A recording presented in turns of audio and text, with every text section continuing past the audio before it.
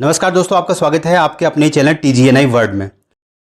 आज हम बात करने जा रहे हैं दुनिया के एक ऐसे रहस्यमयी इंसान की जिसे सालों से अमेरिकन खुफिया एजेंसी और पुलिस तलाश रही है, पर आज तक उसका कोई अता पता नहीं चला। पर वो अपने पीछे कई अनसुलझे सवाल छोड़ गया है, जैसे कि वो कौन था, कहाँ से आया था और उसकी पहचान क्या थी, और अंत में वो कहाँ गायब हो गया। बात 1971 की है। 24 नवंबर को करीब शाम 4 बजे एक व्यक्ति अमेरिका के पोर्टलैंड अंतर्राष्ट्रीय हवाई अड्डे पर पहुंचा। उसने $20 में सिएटल के टकोमा एयरपोर्ट के लिए टिकट लिया और अपना नाम डैन कूपर बताया। उसकी फ्लाइट शाम 4:30 बजे की थी। फ्लाइट में 36 पैसेंजर और 5 क्रू मेंबर सवार थे। वह व्यक्ति काला कोट पहने हुए और अपने हाथों में काला सूटकेस लिए फ्लाइट के सबसे पिछले हिस्से में बैठ गया। उस दौर में फ्लाइट में जाने के लिए एयरपोर्ट या फ्लाइट के अंदर कोई खास सुरक्षा इंतजाम नहीं होते थे, सो वह व्यक्ति बिना किसी चेकिंग से गुजरे आराम से फ्लाइट के अंदर पहुंच गया। उसने बाकी पैसेंजर्स की तरह अपना सामान लगेज केबिन में न रखकर अपने पास ही रख लिया। जैसे ही फ्लाइट ने उड़ान भरी, उसने पास में ही बैठी एक एयर होस्टेस को एक लेटर दिया, जिसे एयर होस्टेस ने इग्नोर कर अपनी जेब में रख लिया। पर जब दूसरी बार एयर होस्टेस उसके पास गुजरी तो उसने एयर होस्टेस से कहा कि वे उस पत्र को पढ़ें। साथ ही वार्न भी किया कि उसके सूटकेस में बॉम्ब है। एयर होस्टेस हवाई जहाज की गैलरी में गई और उस पत्र को पढ़ा। फिर उस पत्र को साथी एयर होस्टेस को भी दिखाया। फिर दोनों ही एयर होस्टेस कॉकपिट में पहुंची और पत्र की बात पायलट को बताई। पायलट ने तुरंत एयर ट्रैफिक कंट्रोल यानी कि ATC को सारी घटना के बारे में बताया। ATC ने भी तुरंत सिएटल पुलिस से संपर्क किया और वहां से यह मामला FBI तक पहुंच गया। FBI ने एयरलाइंस के प्रेसिडेंट से संपर्क किया और कूपर की मांगों के बारे में बताया। एयरलाइन के प्रेसिडेंट किसी भी नकारात्मक पब्लिसिटी से बचना चाहते थे, सो उन्होंने कूपर की मांगों को मानने का निर्णय लिया। कूपर ने बाद में वह पत्र एयर होस्टेस से वापस ले लिया। शायद वो कोई सबूत नहीं छोड़ना चाहता था। कूपर की मांग थी कि उसे $2 लाख कैश और 2 पैराशूट दिए जाएं। कैश का सारा अमाउंट सीरियल वाइज नहीं होना चाहिए तथा सारे के सारे नोट $20 के होने चाहिए, और ये सब सिएटल एयरपोर्ट में पहुंचने पर मिल जाने चाहिए, नहीं तो वो पूरे प्लेन को बॉम्ब से उड़ा देगा। जब एयर होस्टेस कूपर के पास आकर बैठी तो उसने हल्के से अपने सूटकेस को खोलकर, जिसमें कुछ वायर और 2 सिलेंडर थे जो कि डायनामाइट की छड़ हो सकते थे, उन्हें दिखाया। कूपर ने एयर होस्टेस से कहा कि वे जाके पायलट से कहें कि वे तब तक जहाज को उड़ाते रहें जब तक कि पैसे और पैराशूट का इंतजाम नहीं हो जाता। सो जहाज को लैंडिंग में डिले किया गया और सवारियों को बताया गया कि कुछ मैकेनिकल इशू की वजह से जहाज को गोल गोल घुमाया जा रहा है। FBI ने अलग अलग नंबर वाले नोट अरेंज कर लिए, पर उन्होंने एक ऐसा काम किया कि जितने भी नोट कूपर को देने थे वे सभी कोड L से स्टार्ट होते थे। FBI ने नोट तो आसानी से अरेंज कर लिए, पर पैराशूट का इंतजाम करने में परेशानी हुई। FBI के पास मिलिट्री पैराशूट की व्यवस्था थी, पर कूपर ने इससे इनकार कर दिया।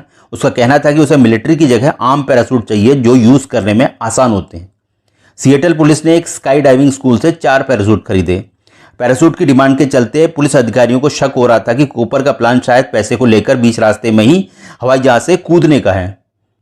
पहले तो अधिकारियों ने सोचा कि कूपर को डमी पैराशूट दे दिए जाएं, पर उन्हें संदेह हुआ कि कूपर ने एक्स्ट्रा पैराशूट मंगाए हैं, सो वह अपने साथ किसी पैसेंजर या क्रू मेंबर को भी ले जा सकता है, और ऐसे में डमी पैराशूट से उस व्यक्ति की जान चली जाएगी। सो उन्होंने सही पैराशूट भिजवाए। शाम 5:24 पर कंट्रोल रूम से कूपर तक मैसेज भेजा गया कि पैसे और पैराशूट रेडी हैं, वे जहाज को लैंड कर सकते हैं। जहाज को लैंड किया गया और एयरलाइंस का एक कर्मचारी पैसे और पैराशूट लेकर जहाज के पास पहुंचा। फिर कूपर के कहने पर एक एयर होस्टेस ने जहाज की सीढ़ियों को नीचे किया और कैश तथा पैराशूट पिक कर लिया। जब कूपर ने देखा कि पैसा और पैराशूट उसकी मांग के हिसाब से ठीक है, तो उसने सभी यात्रियों और एक एयर होस्टेस जिसको कूपर ने पत्र दिया था, उन सभी को जहाज से उतरने की परमिशन दे दी। बाकी के 4 क्रू मेंबर जहाज में ही रहे। एक सुरक्षा अधिकारी ने कूपर से जहाज के अंदर मुलाकात करने की रिक्वेस्ट की ताकि कूपर को समझाया जा सके, पर कूपर ने उस अधिकारी से मुलाकात को साफ इनकार कर दिया। कूपर ने विमान में मौजूद एयर होस्टेस से विमान की सीढ़ियों के नीचे करने की प्रोसेस के बारे में पूछा और यह भी सवाल किया कि क्या सीढ़ियों को तब भी नीचे किया जा सकता है जब विमान हवा में उड़ रहा हो। एयर होस्टेस ने कहा कि ऐसा नहीं किया जा सकता, तो इस पर कूपर ने कहा कि उसका जवाब गलत है। ऐसा लग रहा था कि कूपर को जहाज के फंक्शंस के बारे में अच्छे से मालूम था। उसने अपने इस काम के लिए सही जहाज और सही लोकेशन पहले से ही चूज की हुई थी।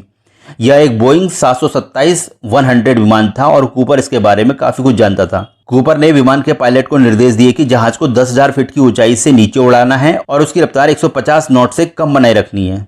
कूपर ने कहा कि उसे मैक्सिको शहर जाना है, जिस पर विमान के पायलट ने आगाह किया कि इस ऊंचाई और इस रफ्तार में विमान उड़ाया जाए तो वो मैक्सिको शहर तक नहीं पहुंच पाएगा, बीच में दोबारा ईंधन भरने की जरूरत पड़ेगी। सो यह निर्णय लिया गया कि नवादा के रेनो एयरपोर्ट में दोबारा ईंधन भरने के लिए उतरा जाएगा। हालांकि कूपर ने आदेश दिया कि सिएटल से उड़ान भरने से पहले एक बार विमान में ईंधन भर लिया जाए। कूपर की इस मांग को भी मान लिया गया और विमान में ईंधन भरने के बाद कूपर की बताई हुई ऊंचाई और रफ्तार के साथ विमान ने सिएटल से नवादा के रेनो एयरपोर्ट के लिए उड़ान भर ली। उड़ान के दौरान कूपर ने पायलट को निर्देश दिया कि विमान के केबिन को डीप्रेशराइज कर दिया जाए। कूपर जानता था कि विमान अगर 10,000 फीट की ऊंचाई से नीचे उड़ रहा है तो सांस लेने में ज्यादा परेशानी नहीं होगी, पर अगर केबिन को डीप्रेशराइज नहीं किया गया तो उड़ान के दौरान विमान का गेट खोलने की स्थिति में तेजी से बाहर की हवा विमान के अंदर आएगी और यह कूपर के लिए घातक हो सकती है। पर यदि अंदर और बाहर का प्रेशर सेम होता है तो ऐसी परेशानी नहीं होगी। विमान ने 7:46 पर सिएटल एयरपोर्ट से उड़ान भरी और टेक ऑफ के कुछ ही देर बाद कूपर ने एयरहोस्टेस समेत सभी 4 क्रू मेंबर्स को विमान के कॉकपिट में जाने को बोला। तब के वक्त विमान के कॉकपिट से बाहर देखने के लिए ना तो कोई दरवाजे में छेद होता था और ना ही सीसीटीवी कैमरे ही लगे होते थे। सो क्रू मेंबर्स को कुछ भी नहीं पता चल रहा था कि आखिर कूपर कर क्या रहा है। शाम 8 बजे वार्निंग लाइट जली कि विमान का गेट खोला गया है। पायलट ने इंटरकॉम द्वारा कूपर से पूछा कि क्या उसे कोई मदद चाहिए, जिस पर कूपर ने गुस्से से कहा कि नहीं। यह नो शब्द कूपर का आखिरी शब्द था जो क्रू मेंबर्स ने सुना।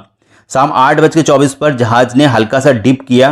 पायलट ने उस जगह को नोट कर लिया कि विमान ने जिस जगह पर डिप किया था वह जगह लेविस नदी के पास पोर्टलैंड के उत्तर में 25 मील की दूरी पर थी। क्रू मेंबर्स को लगा कि कूपर ने विमान के डोर को खोला है और सीढ़ियों को नीचे किया है, उसी की वजह से विमान ने डिप किया था। सो इसका मतलब यह है कि कूपर विमान से कूद चुका है। हालांकि उन्होंने इस बात को कंफर्म नहीं किया क्योंकि वे एक बार पहले भी कूपर से इंटरकॉम में बात करके उसको गुस्सा दिला चुके थे। रात 10:15 पर विमान ने नवादा के रेनो एयरपोर्ट पर दोबारा ईंधन भरने के प्लान के तहत लैंड किया। पायलट ने इंटरकॉम पर कूपर से संपर्क किया पर कूपर की तरफ से कोई रिस्पांस नहीं मिला। सो फाइनली विमान के क्रू मेंबर्स ने कॉकपिट का दरवाजा खोल दिया, पर केबिन में ना तो कूपर था, ना ही पैसे और ना ही उसका सामान, बस एक एक्स्ट्रा पैराशूट पड़ा हुआ था। उसके बाद से आज तक कूपर के बारे में कोई खबर नहीं मिली। उसकी तलाश में कितने ही अभियान चले पर कुछ रिजल्ट नहीं आया। कोई नहीं जानता कि वो विमान से कूदने के बाद बच भी पाया या फिर नहीं। हालांकि सिएटल से उड़ान भरने के समय पुलिस का प्लान था कि F-106 फाइटर जेट से विमान का पीछा किया जाएगा और कोई विमान से बाहर कूदता है तो उसे चेक किया जाएगा। पर कूपर ने जिस ऊंचाई और स्पीड से विमान को उड़ाने के निर्देश दिए थे उस रफ्तार में F-106 विमान किसी काम का नहीं था। सो पुलिस ने इमरजेंसी में दूसरे विमान का इंतजाम किया, पर जब तक वो कूपर के विमान तक पहुंचते कूपर विमान से बाहर कूद चुका था। पुलिस ने कुछ हफ्तों बाद पूरे एरिया की गहन तलाशी ली। घटना के अगले दिन ही थैंक्सगिविंग डे था, इसलिए कुछ हफ्ते बाद ही अभियान को चलाया गया, पर उन्हें ना उसका कोई सामान मिला और ना ही पैराशूट। पुलिस ने उसके नाम पर क्रिमिनल रिकॉर्ड तलाशने शुरू किए, पर उससे भी कुछ हासिल नहीं हुआ। शायद वो उसका असली नाम था भी या नहीं। बाद में पुलिस को एक डीबी कूपर नाम से सस्पेक्ट मिला, पर वो भी वह व्यक्ति नहीं था। पर यह डीबी नाम मीडिया में इतना चल गया कि तब से उसे डीबी नाम से ही जाना जाने लगा। 10 फरवरी 1980 को कोलंबिया रिवर के पास एक 8 साल के लड़के को $20 के बंडल मिले, जिनके सीरियल नंबर कूपर के पैसों से मैच कर रहे थे। इसके बाद से उस इलाके की खोज शुरू हो गई, पर 18 मई 1980 को ज्वालामुखी फटने से सारे सबूत मिट गए। कुछ का मानना था कि कूपर उस दिन विमान से कूदने के बाद बच नहीं पाया होगा, पर उसके जीवित होने या न होने पर संदेह बना रहा। आपकी इसमें क्या राय है? क्या कूपर उस घटना में बच पाया होगा या फिर नहीं? आपकी जो भी विचार हो कृपया कमेंट्स करके हमें जरूर बताएं। धन्यवाद। यदि आप इस वीडियो को YouTube में देख रहे हैं तो कृपया चैनल को बेल आइकन के साथ सब्सक्राइब जरूर करें, और यदि Facebook या फिर Instagram में देख रहे हैं तो कृपया पेज को फॉलो करना ना भूलें। धन्यवाद।